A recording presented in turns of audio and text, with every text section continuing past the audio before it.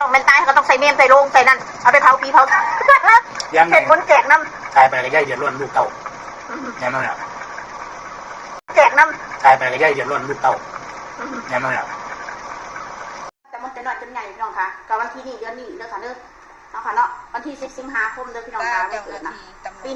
1989ทำปีไทยเขากับ2532เด้อพี่น้องค่ะเกิดปี32ก็เท่ากับครบ32ปีพอดีพี่น้องค่ะวันเกิดมันนะวันพฤหัสเด้อพี่น้องค่ะเกิดวันพฤหัสเด้อวันที่10 สิงหาคมปี32เด้อพี่น้องค่ะถ้าผู้ใดบ่เชื่อก็ไปพิมพ์เบิ่งใน Google เลยเป็นนั่นเลยไปเสิร์ชเบิ่งเลยถ้าคนเฮาบ่ฮู้วันเกิดเจ้าของสิบ่สามารถจำได้ขนาดนี้เด้อพี่น้องค่ะมันก็บ่แม่นเรื่องใหญ่โตยังมากมายแล้วค่ะเนาะมันจะจัดทุกปีอยู่แล้วแต่ว่าทำไมปีนี้ถึงคือจังวุ่นวายเกินพี่น้องค่ะกระสร้างเพราะปีเกิดนะก็ฮู้อยู่เนาะค่ะเนาะอันเว้าพึ่งใจหมดนะพี่น้องค่ะก็รับเอาสมโนโตเลขเอามากลางแม่นบ่คือว่าจะเอาข่อยออกแต่โดนเราบ่แม่นสิยายจะเอาลูกเขาไปติดแต่ไปเขียนชื่อวันเดือนปีเกิดใหม่บ่หรือจังได๋คือข่อยบ่ได้อยู่ในสำเนาเจ้าไปโดนแล้วนี่ล่ะข่อยปัญหาพี่น้องค่ะคนเฮาค่ะคิดจะทำลายกันมันทำลายกันได้ทุกด้านใส่ร้ายกันได้ทุกด้านนะพี่น้องค่ะแค่เอาแกะลูกออกเอาสื่อออกไปตั้งใหม่เขียนใหม่เบิดมันจะได้พี่น้องอันนี้มันจะกันได้เนาะค่ะเนาะพอมันเป็นคนจดบันทึกพี่น้องค่ะถ้าเกิดเดือน8ถ้าเป็นเดือน8นั่นก็เป็นเดือนสิงหาของประเทศไทยมันเป็นปีสากลเนาะพี่น้องแต่มันก็เป็นเดือนนั้นเดือน9ของอันปฏิทินอย่าเฮ็ดรูปเดือน9ของปฏิทินเนาะค่ะเนาะอันนี้ค่ะเอาจากตำราเอาจากที่พอมันว่าเลยพี่น้องค่ะข่อยนะไม่ได้ขึ้นสำเนาทะเบียนบ้านกับอันนั้นแล้วกับยายอันนั้นแล้วพี่น้องค่ะเขาบ่อยากนะข่อยบ่อยากคือข่อยบ่อยากยุ่งแล้วพี่น้องเข้าใจพอทุกคนก็หู้อยู่ว่าข่อยถึงใส่ไล่หลายๆอย่างหลายๆแนวเนาะค่ะเนาะข่อยบ่อยากเนาะข่อยบ่อยากสนใจกับใครแล้ว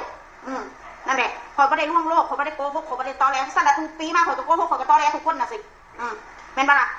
ข่อยสิเฮ็ดแบบนั้นไปเพื่ออะไรข่อยทำ YouTube มา3 ปีแต่ก่อนบ่ได้เฮ็ด YouTube ในเพจเราก็จัดให้มนทุกปีเด้อพี่น้องทุกปี2ผัวเมียเฮ็ดจะสิมัดข่อยแม่นบ่ใช่เอาทนายก็ต้องมายุ่งทนายเรื่องพ่อแม่พิดกันลูกเต้าพิดกันบ่เกี่ยวกับทนาย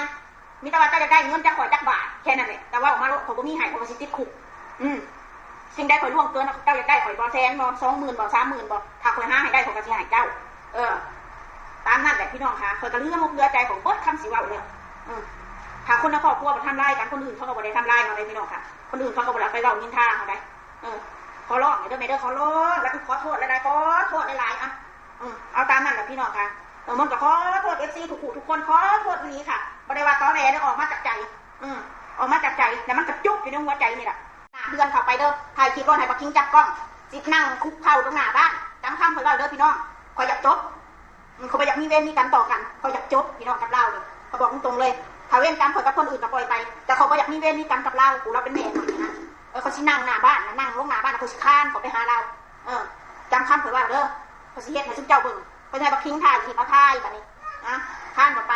เอาทนายมาเอาตำรวจมาเฮ็ดกันได้กับเฮ็ดเดี๋ยวไม่มัดทั้งได้สิล่างทั้งได้กับเฮ็ดถ้าคิดว่าบ้านเมืองมันบ่มีกฎหมายถ้าคิดว่าสิเฮ็ดแบบคอมมิวนิสต์กับเฮ็ดเอาตามนั้น